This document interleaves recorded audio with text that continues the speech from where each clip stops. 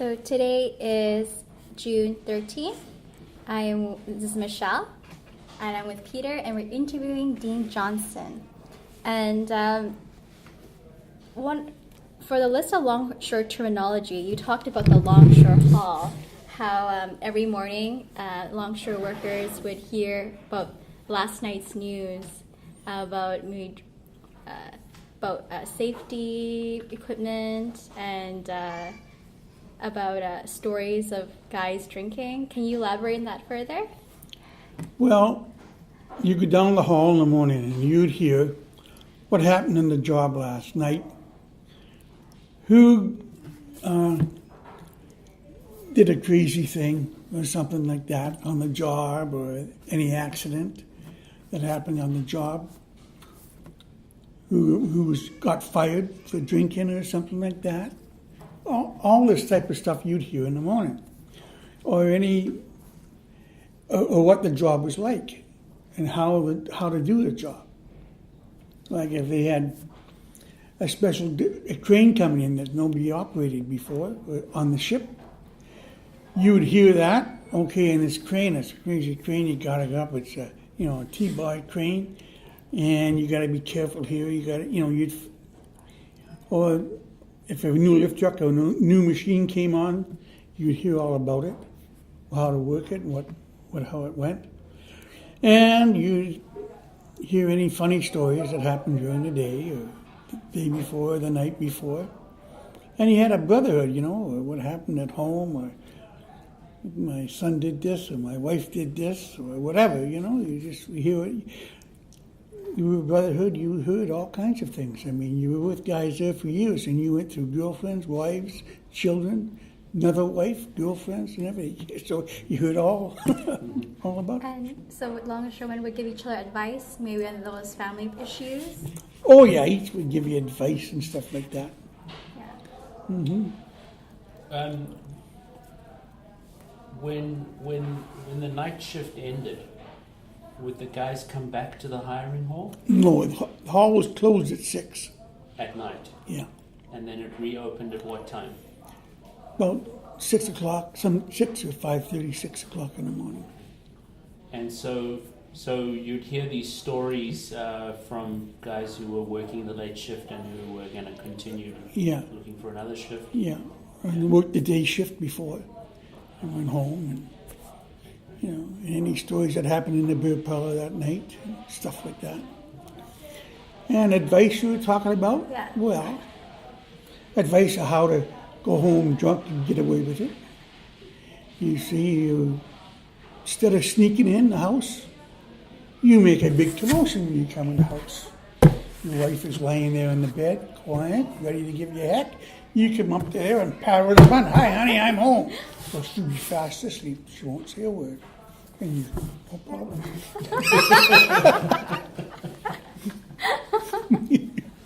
All right. And regards to safety, so would you say that the Longshore Hall was another way that guys learned? Was it a big contributor to how guys learned how to pick jobs and? Yes, it was a very big contributor. How guys learned how to pick jobs, what the jobs were like, which jobs were good jobs, which jobs were bad jobs, which jobs were hard, which jobs were easy, and how to do different jobs, and little tricks on how to do different jobs. If a guy found a little trick of how to do it better, well, then he would tell you. You get around the hall, okay, this is how you do it, Okay. And so what if you were a new person going to Longshore Hall and you're waiting for the dispatch? How would people talk to you, or would they just ignore you? You would have to talk to them first. Okay. You'd go in the hall, and you'd have to pick somebody, whoever, ask them, how do you get a job here? Okay. They would tell you what you have to do. You go up and see the dispatcher, he'll tell you what to do. Okay. You go up to the dispatch wicket, and you ask somebody in there, hey, I'm looking for a job, how do I get a job? And they would tell you. Yeah. And were longshoremen nice to newcomers? Yeah, I mean, we treated everyone nice until they proved otherwise. Okay. We treated everyone nice, okay, like a regular Joe and once they proved otherwise, it stuck with them. Yeah. And when you say proved otherwise, how would somebody prove otherwise? Like what give Be a an thief. example. And be a thief, that stuck with you. You know, be a liar or be not stand by the union, not stand by the group of men, always, go off. Different ways that they would prove that, hey, and that would stick by you for the rest. You'd hear that all your working life, that was it. Yeah. So that's what you'd be known as. Yeah, that was what you'd be known as Yeah. if you stuck around. If you stuck around, you had to. Some guys, they got a bad reputation and they had to take a job just really by themselves out in the corner, and they spent their career. Wow, whole working career just working. Well, most of it, yeah.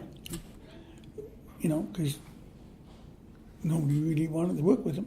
Yeah. And then what happened, some guys, one guy, that's old timers, we didn't want to work with him, but as new people came in, well, they didn't know what happened in the Right. old time, so they worked with him, But would the older members tell the new members, like, this guy, he's Yeah, going to be a but thief? but then some of the old timers, they died off, and it wasn't, retired. Yeah. And so the guy is still there, different other guys. And you would have guys got their own nicknames by, what they were doing. Yeah. And those nicknames stuck with you, right through. So the longshoremen who were stigmatized, was there anything that they could do to clear their name, or did it just stick with them forever? I guess there were things that would clear the name, but I mean, it really wasn't. I mean, it wasn't. They were stigmatized, but it seemed to be. After a while, it was no big deal about it.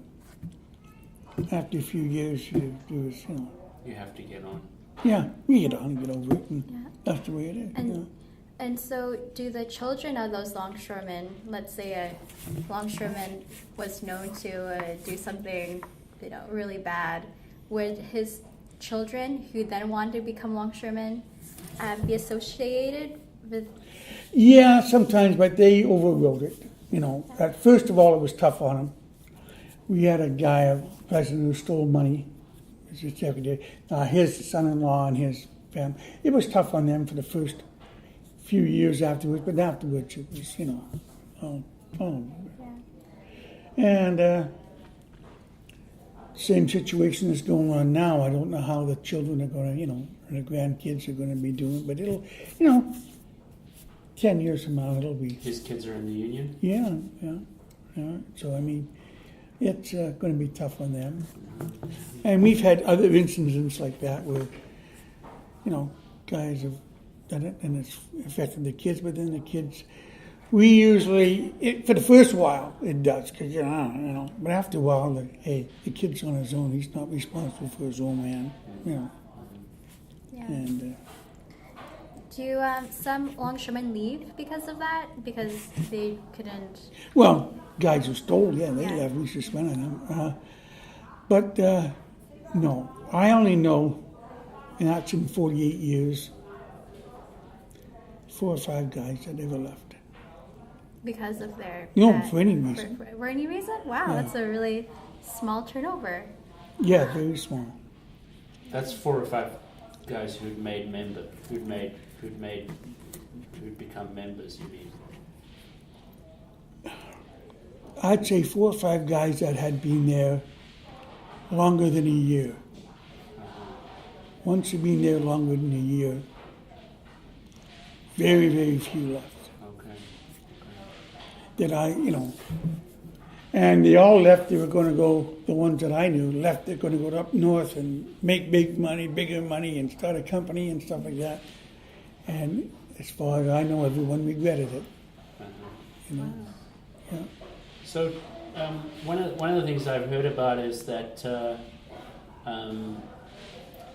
at some point the union was trying to clean up some of the guys who'd been drinking a lot. And did they have to ask some people to leave through that process? Well, one guy, yeah, he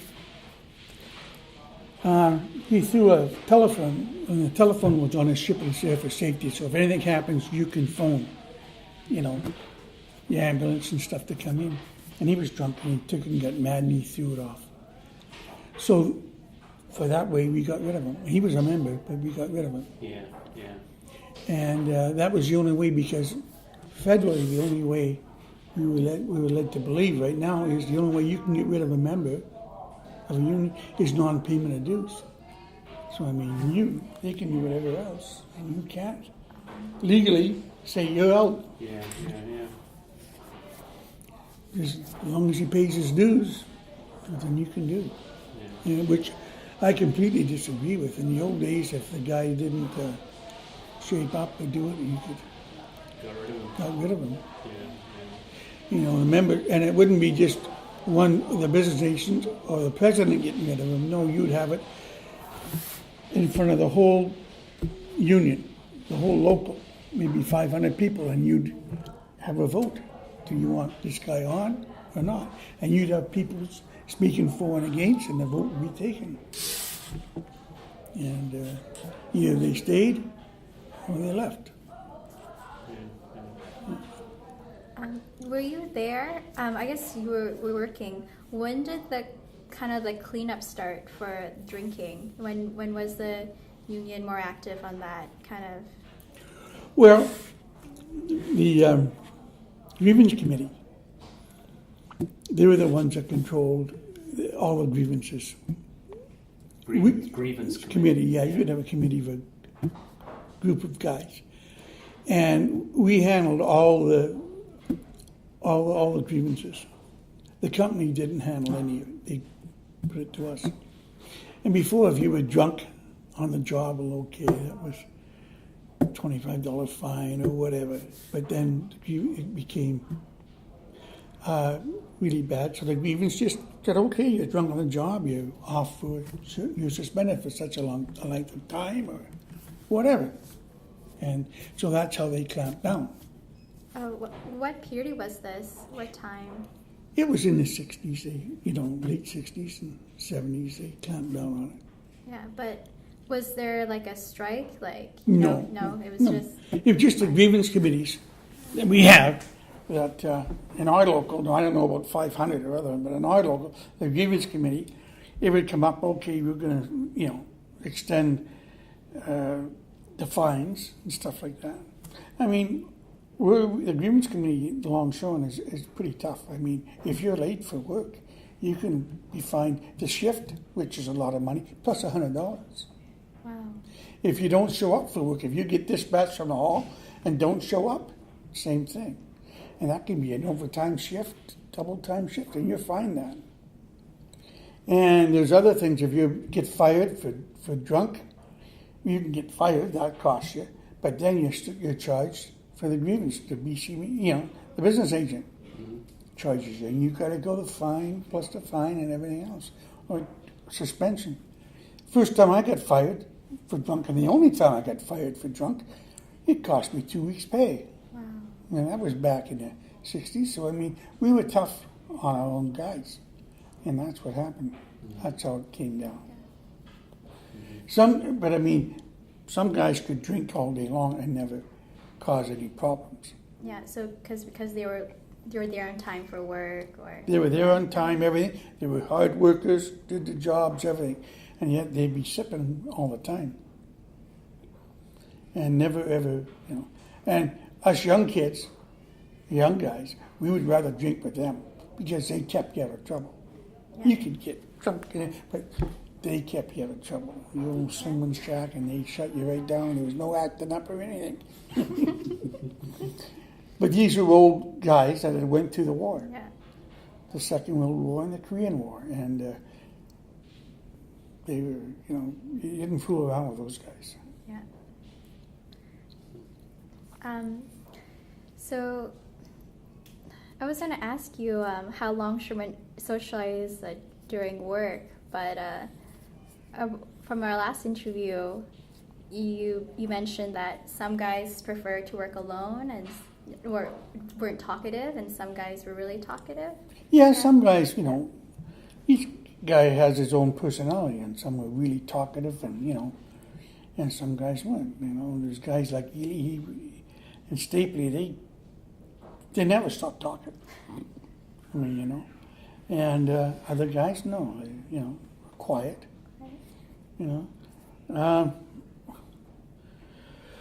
Boy, there was one hatch tender that just never said nothing, just would roll a cigarette and smoke. But he'd. I mean, if you said good morning to him, you wouldn't get an answer to him for him. He wouldn't say anything. He was just quiet and grumpy and and us guys were afraid to say anything to him. He was and the foreman didn't bother him at all. I mean, I know what was it? There's a load on the hatch, on deck, going to go down the hatch, and the foreman come along and says, "Come on," I forget his name. "Get that load down the hatch." And he didn't do anything. "Come on, get the load." He just took out his package of cigarettes, his tobacco, and stuffed it in there, and rolled it out. The foreman's yelling and screaming at him, "Get that load down," and he takes it and he gets it and stuff, never says a word, and finally the foreman just walked away, and he did it over and smoked it down about half. "Okay, now we'll get it down." So that was it. And then, so you had a lot of guys that were like that and some weren't, And I suspect now a lot of the guys that, older guys at the time, probably had that PST, post-stress thing. Yeah. From being soldiers. Soldiers and, Post-traumatic stress disorder. yeah, PTS. PTSD. Yeah.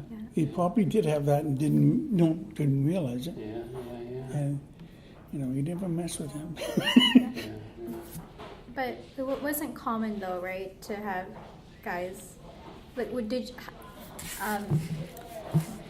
did you think a lot of the old longshoremen had PTSD? No, I No? don't No. think a lot of them had, but I'm just looking back on it now. I don't, I really, right now, I couldn't tell you if one has it or not, just that you hear a lot about it, And so I wouldn't be able to pick out which ones didn't. But I should suggest that you go through the war 5 years, or you go through the Korean War, and you come and go to work. I know one guy, Mulvaney, foreman's trying to get him to work, and he laughed at the foreman, and he said, "Look, for 5 years, Japanese guards with bayonets would try to get me to work, and you think you're going to get me to work?" So, I mean, foreman just threw up his hands.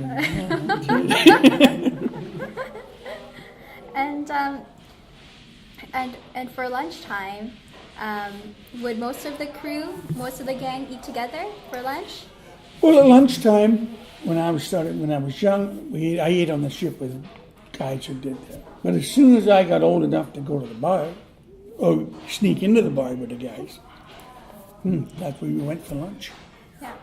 And I guess, would all gangs have lunch at the same time? Well, 90% of the times, but you could change your lunch hour. You could start your lunch at 11 to 12, or from 12 to 1, or from 1 to 2 or and a half hour. They had the flexibility of changing all the, because what you would have is, if this hatch was behind and unloading, you would work till noon, or you would get off at 11, and another crew would come in and start at 11, and they'd work to noon, and you'd come back at noon, and you'd work through. And it kept that hatch going right through the whole 8 hours, no break. And you would fight to see which one got the overtime for it. You see, if you worked the noon hour, you got paid. But if you didn't work the noon hour, you didn't get paid. Okay. So the noon hour was lunch Yeah, for everyone. everyone. And it was a paid lunch break, Yeah.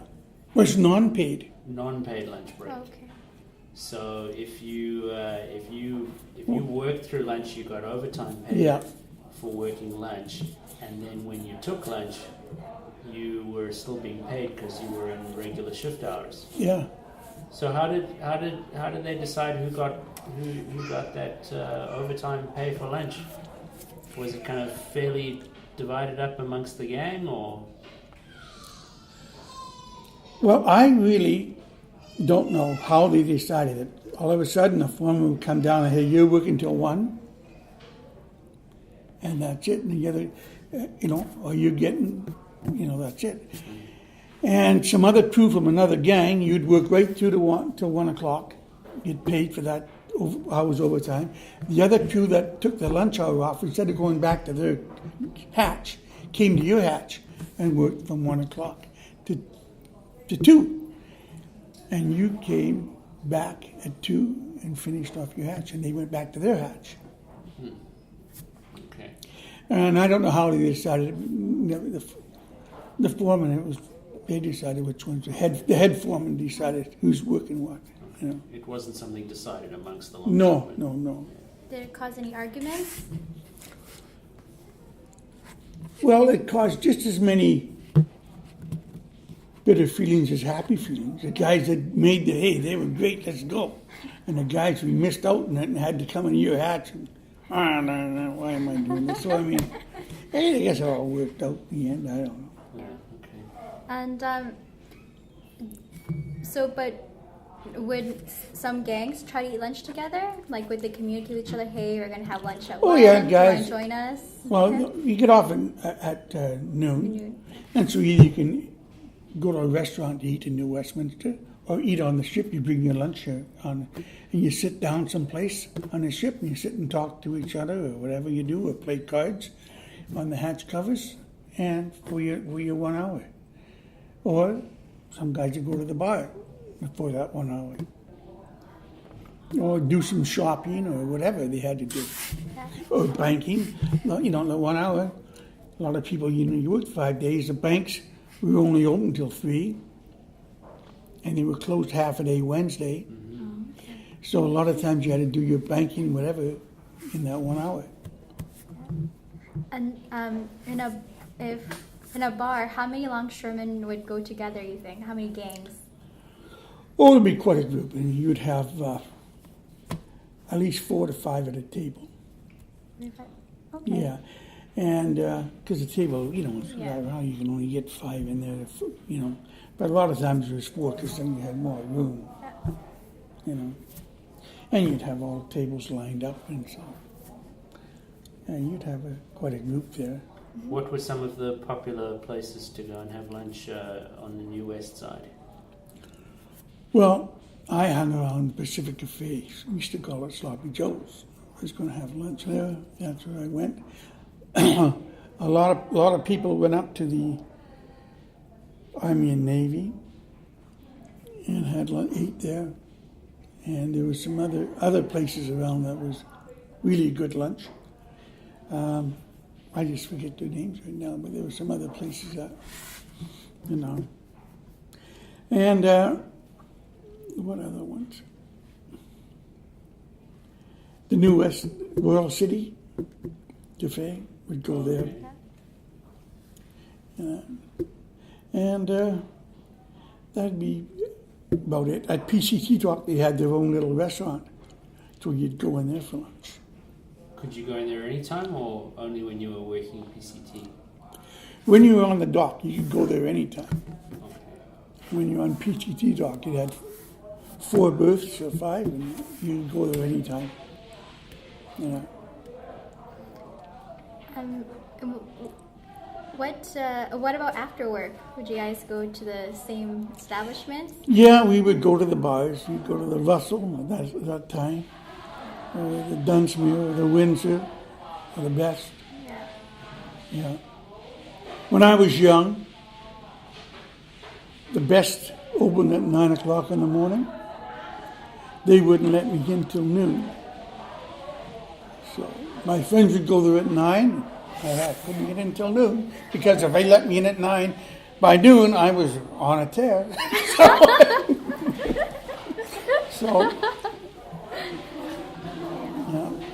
And did longshoremen socialize? Longshore families socialized each Some did other? and some didn't. Yeah. Some guys you never met their family, and some guys really got together, and some guys stayed together all their working life, their families and everything else, and they went together. They had cabins together and everything else. They had, right up until they retired. And would any of the wives come, after work, come pick up their husbands, or would you see their family members at the hall?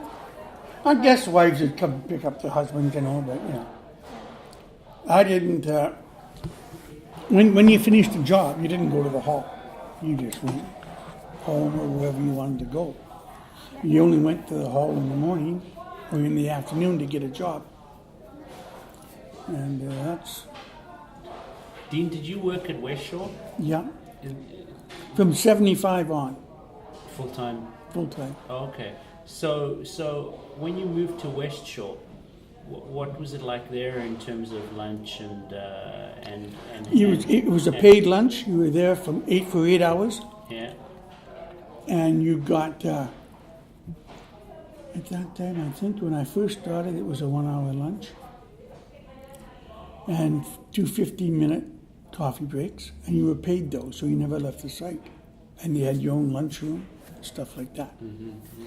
And And did you go to the hall?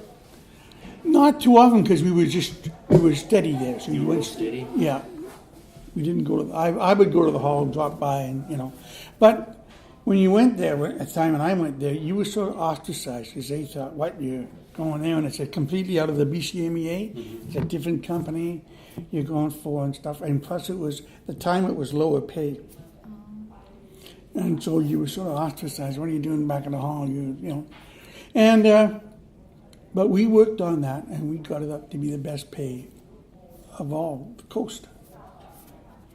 Why did you decide to go there? Really? I had heard that it was a really rotten, lousy job. And only casuals went out there, and what a rotten, lousy job it was. Okay. Well, it was in 75, this thing, and I had just become a Christian. And it was a Monday, I think it was a Monday, and I was on I needed an afternoon shift, and I needed to work so many shifts because my mortgage was coming up. So I'm sitting in the hall, and I'm the next guy out, and there's no work. Everything's gone, and I'm waiting, and I've been waiting maybe 45 minutes, and the hall's going to close. So, I prayed, says, "Lord, I need a job, get me a job." Within 5 minutes, bang, a job at West Shore. Do I really have to go do? Do I do that? What lousy job? And I said to myself, "Well, Dean, you just prayed for a job. Okay, don't slap him in the face. Take it." So I said, "Okay, I'll take it." And my buddy just said, "What are you doing?" But I took it, and I went out there, and hey, it wasn't that bad of a job at all. So. The next time a steady job came there, I applied for it and I had the seniority because none of the guys wanted it, and I took it. Okay. And hey, steady job, you got lots of times off. We worked it out pretty good.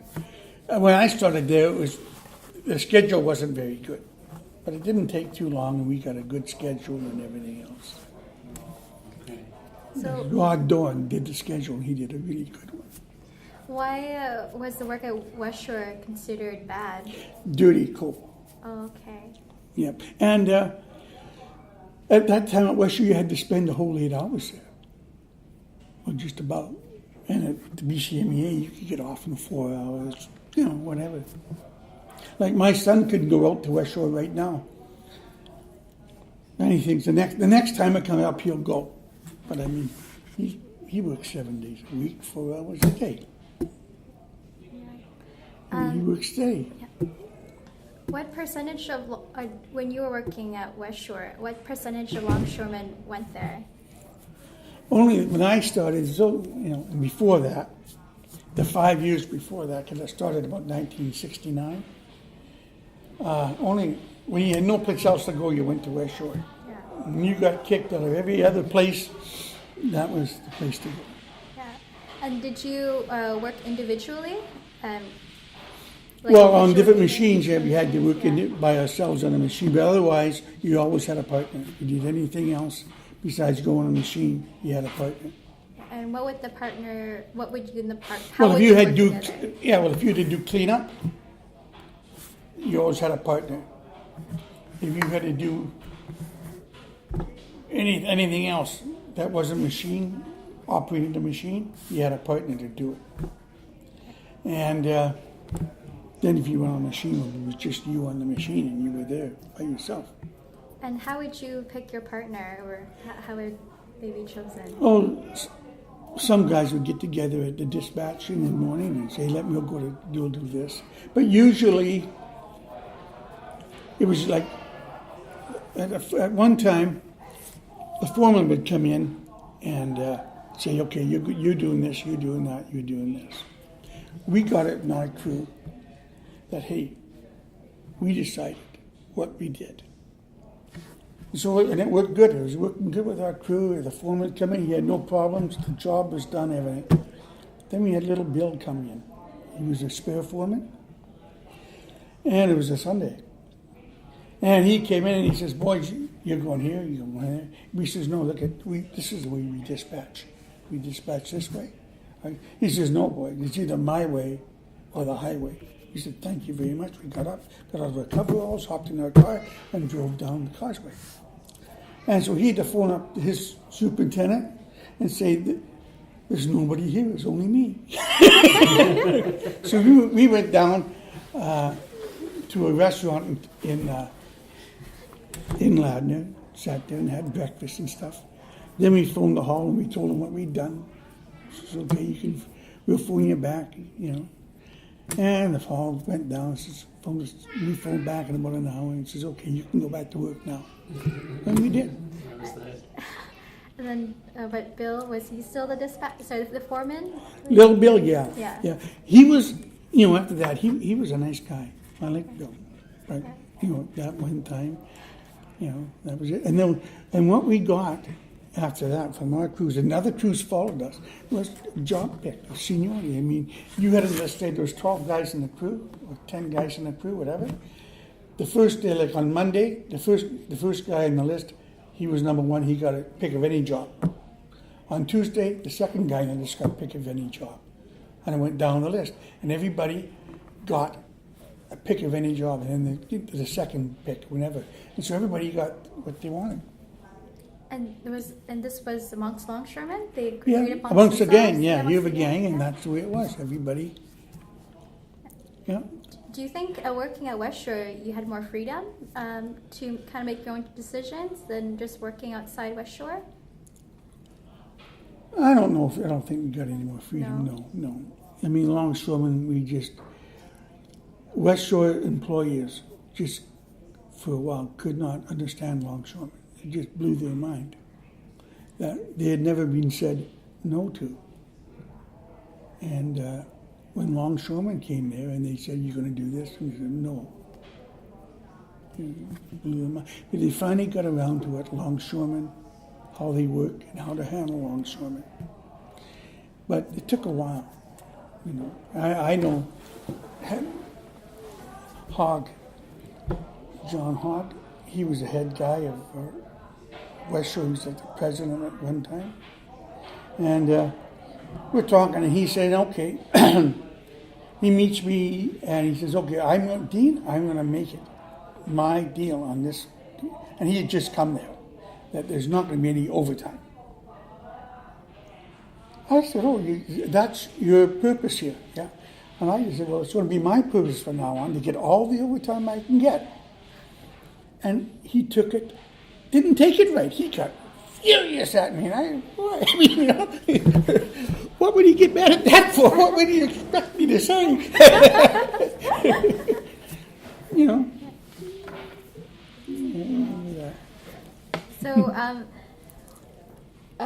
Was there less drinking at West Shore? Yes, a lot less drinking. Why was that? Because really at West Shore, only family men went there. Single guys and orangutan guys, just, it wasn't the type of thing. They wanted to be at the other end. And so you got all family men, and it was good. Okay. And what about after work at West Shore? Would you guys still go to the pub?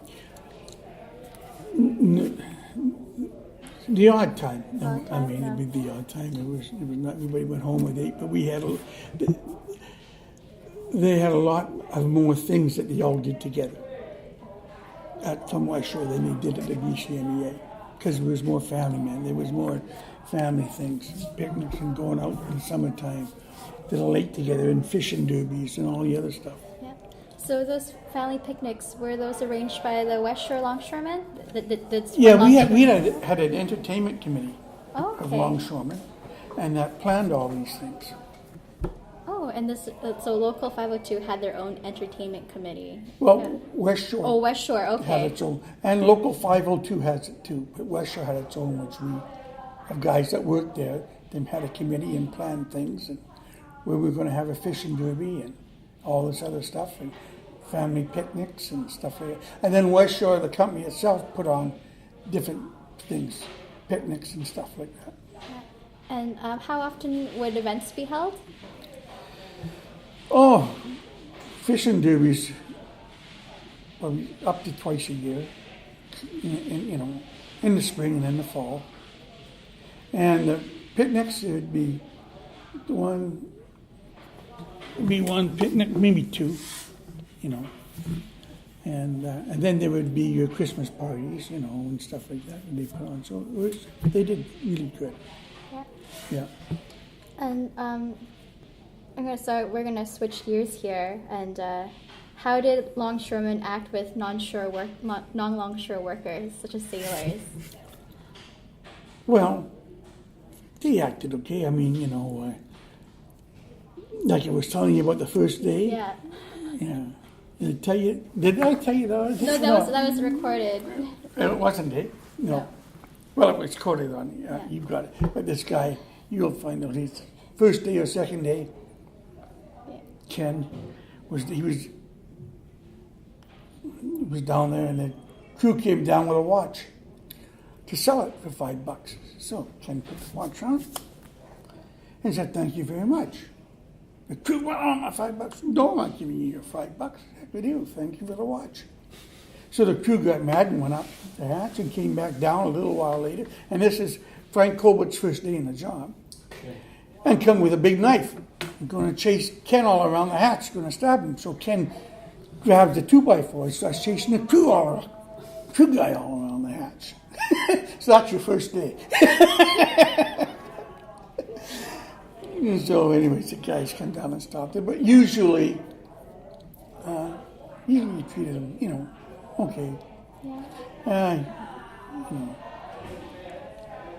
Yeah, some of them, they always want to sell you booze. You don't buy. If after you bought one bottle of booze and you sucked in, you don't buy any more. Ouzo and stuff like that they said they had, you couldn't drink it. Well, those watches that they sell, well, they got them for 25 cents, I think, probably in Hong Kong. Yeah. Oh, yeah. It'd last an hour or two. So what if, how would longshoremen communicate with crew workers who didn't speak English? Well, you talk English to them. If they didn't understand you, then you'd tell the foreman, to say he'd get out of the way or something to do something. And then the foreman would have to get one of the crew that can interpret to you, for pulling lines or whatever. So did you sort of take work instructions or work communication with the seamen, with the sailors? Only on the lines, taking up the lines and stuff. So they'd say, you need to put the line here. You'd yell, to them, "Hey, slack off," and stuff. They didn't know it. I always used to get them going. I'd say, "Up and see, down and see." what in the world is that? And I'd be telling, I'd go up and sit down and see it as if I was really meant something to get them all confused. It was just all fun. Okay. So, because longshoremen don't tie up the vessel. Yes, they do. They do tie up the vessel. Yes, they got line screws, and they tie up the vessel. And that's one of your best jobs on the beach, if not the best. So you tie up the vessel, and then the lines crew would also prepare the rigging for the. No, you just tie up the vessel and untie the vessel. That's all you do. Okay. That would be your whole shift, just doing that? That'd be a 4-hour shift. Okay. Each time you tied up a vessel, you got 4-hour shift. And you can imagine how many vessels need to be tied up and let go in a day. And each one you did was a 4-hour shift. And then, of course, if the ones were at 1 o'clock in the morning, oh, that's double time shift, or an afternoon shift or anything. And so a lot of the guys lived in their cars because they just went all over the place. I mean, and so that was probably the best paying job. You want to know? You really don't want to know all about it. Talk to Brian Ringwald. That's what he did. Okay. His last few years of work. Okay. And so after the ship was tied up, how did the longshoremen know what work to do? Did the sailors give them any instructions? No. It was all foremen. It's all foremen doing that? Yeah. We didn't take any instructions from any sailors or anything else. If anybody wanted to give us instructions from the captain on down, they had to go through a line of command because we only took instructions from the foreman, no matter what anybody else said. Okay. And that's a safety kind of thing as much as anything. Yeah, safety. And I mean, the superintendent, the head guy, whoever, didn't come and tell a longshoreman to do something. No, I only what the foreman says. I'm sure that caused some problems. No, never. Once it was established, and that's the way it is, and everybody knows it. And, the captain goes to the supercargo. Hey, I want this and this and this done. Supercargo goes to the head foreman. This and this and this done. Comes down to the foreman. Okay, and then we do it. Okay. And once that's established, there's no problem at all. Yep. And would you ever eat lunch with the seamen?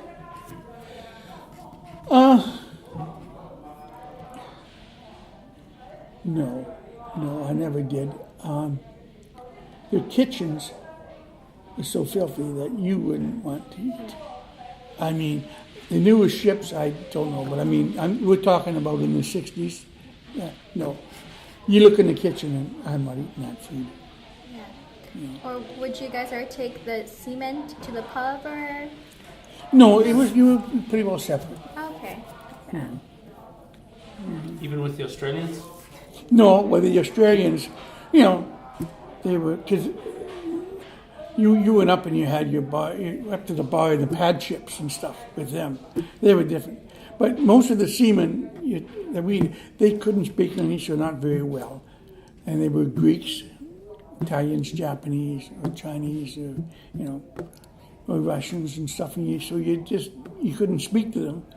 And so when the ship got in dock, they wanted to get away in the town. They're not sticking around when you're working and stuff. If you're going to see any seamen, you see them in the pub, in the bar, and then you don't know what ship they're on or anything else. Oh, okay. Yeah. So how would 502 longshoremen react when someone from 500 came to wolf a job? Well, wolfing worked both ways. We would go to 500, they would come here. So there was no big deal. Except if you were casual, they get out ahead of you. So there was some little resentment. But for any members, no. Because when there was slack in New Westminster, we went to Vancouver. And when it was slack in Vancouver, they came here. And it worked out mutually benefit to all kinds of people. A lot of times we'd only get New Westminster would slack and like you get 2 days a week work. The other 4 days you work in Vancouver. And when Vancouver was slack, you got some.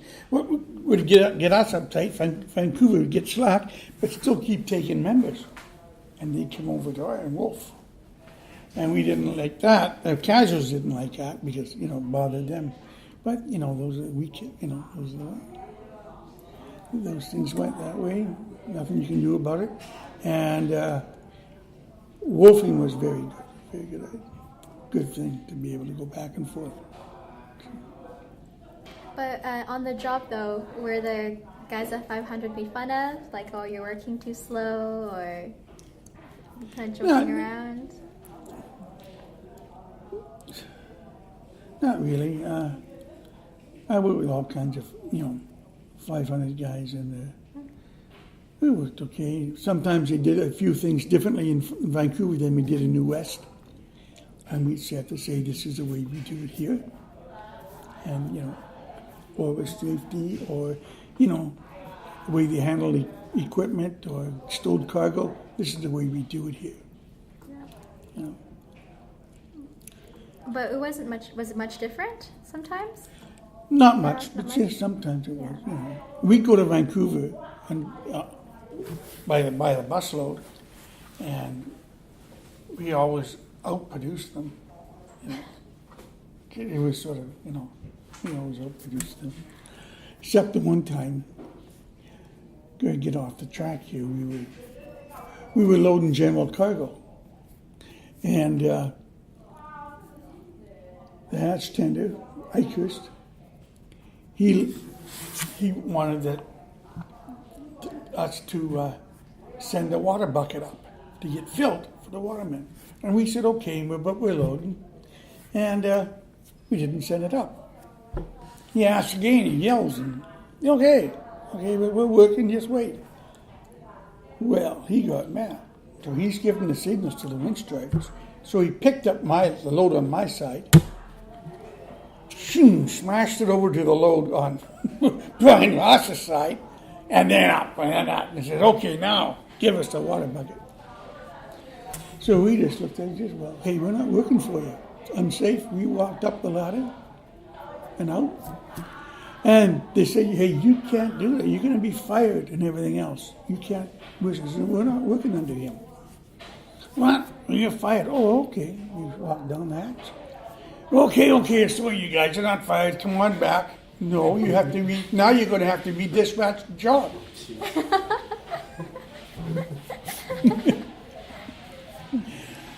But we did finally go back. Yeah. We were mad enough we were going to make him say, well, no, you're going to have to replace us all. And this is about 5 o'clock, 5:30 in the afternoon.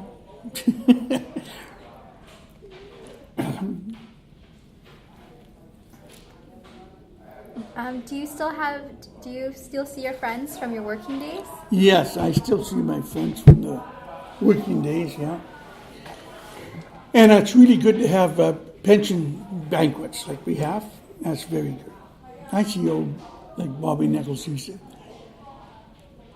he's probably, what would I call him? Well, give you an idea. He killed a grizzly bear with a 5-inch knife. So, and he says the grizzly bear attacked him, but I know him, and I would think that he attacked the grizzly bear. But he's got the bear mounted at his house. Oh, okay. And he's got the stab wounds marked. He had the guy who did it marked. He stabbed him a bunch in the body, 37 times in the body and around the neck, and he stabbed the bear a whole bunch in the eye. But he killed the bear. But the bear, Bobby just didn't hardly make it. He had 250 lacerations and bites on his body. But he's a tough guy, Tough guy. Henry, do we have time? Or? It's okay. I'm just struggling with a jet lag, but you can Okay. you can keep going. Okay. I just have a few questions left.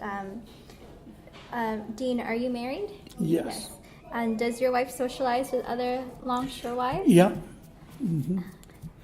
Yeah, she socializes with two other retired longshore wives that have, worked with me and stuff like that. One, Jerry Shaboti, but he's got, last stage Alzheimer's, but he retires with his wife. But you want to know something about him? If he was sitting here now, you would never know it. He can't count money, and he's, can't look after, but comes to sitting around at a banquet, he shows up, he's telling you can sit and talk to him, you'd never know it. Sure. Is this the longshore man that got asked to retire early? Yeah. Yeah. Yeah, but you wouldn't know it. He can carry on a good conversation all you want, enjoy it, but he'll be in a home pretty soon. Did you hear about this longshoreman that was forced to retire early? No. Well, he wasn't forced. He was, Jerry Shaboti. He was 58, 59, and at West Shore. And we noticed it was getting bad. And he came there, and we have our names and the hours, because we're dispatched for overtime by hours, and he was going to put his hours up. And he couldn't find his name. So Dennis Buckler was a vice president at the time, asked him, what's wrong? And Jerry says, I can't see my name, I can't find it. So right away, he went and he talked to the hall, got the company, and by that afternoon, he was retired at full pay. It means if he worked to 65, retired. And that was the best thing that, could happen to him.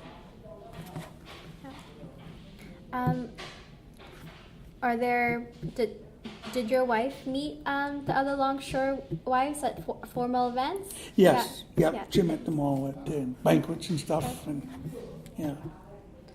Can you tell us about the sports teams longshoremen played on? Well, there was the River Rats. It was a baseball team that was in the league, and and that was good. And there was, that's really the only one that they had. They had had a sportsman's club for hunters and stuff like that. I remember at the Royal Towers, they had a real nice banquet there. Okay. And a guy by the name of Harold Ailes, he was running it, from what I understand. And but when he retired, it sort of fell apart. There was, nobody else to take over. Who did the River Rats play against? I forget the league that they were in. I don't remember the league that they were in. Would it been other sort of groups of people who work together, that kind of league? Yeah, sort of that kind of, a beer league someplace. And who would follow these teams? Would it be like at the Longshore Hall? Would it go around? Yeah, it would go around. Who won, how they did, and how they made out. That's some of the other stuff you'd hear in the Longshore Hall, and for the teams and what happened and stuff.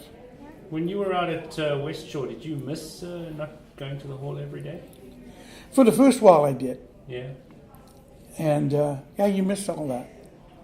And then after a while, But then I went to the hall on my days off there. I went to the hall on the days off. So I was, compared to most people, I was at the hall most, quite often. Like if I worked and I got 3 days off that week, I'd probably be 2 days in the hall. And you were at the hall waiting for work, or you were at the hall just hanging out? No, working. Okay. I just picked the cream. And, Okay. and that kept your pension up, Oh, so you were trying to maintain the pension with the 5? I didn't even really care about it. I wasn't doing it, for that way. It was just to see the guys and, the work. There was a friend of mine, he did it at the West Shore, and he looked out. He got a fantastic deal. Did I tell you about that? He went steady at West Shore in my crew, and him and I were friends since we were teenagers. And then but he still worked out of the hall enough time till he just started. And then he got hit by an old lady, and he was riding a two-wheel bike up 6th Street, his bike keeping in shape, and she ran into him. And then his back got hurt where he couldn't really stand, so he was on long-term disability. So he got a big sum from ICBC, moved up the Campbell River, Quadra Island, bought a nice place there and 5 acres, nice boat, got everything. And was on long-term till he retired. And when he retired, he gets 35 years from West Shore, and he had still 13 years from the BCMEA. So he says, I want my 13 years, because I got my 13 years, you know. They said, no, you're not getting nothing. He says, I'll get a lawyer, because I earned those 13 years pension, and I want them. They said, just hold it, we'll get back to you. Mm-hmm. We'll see all of you. They went and came back and said, we can't give you 13 years. We have to give you 35 because you're on long-term disability, and everything goes.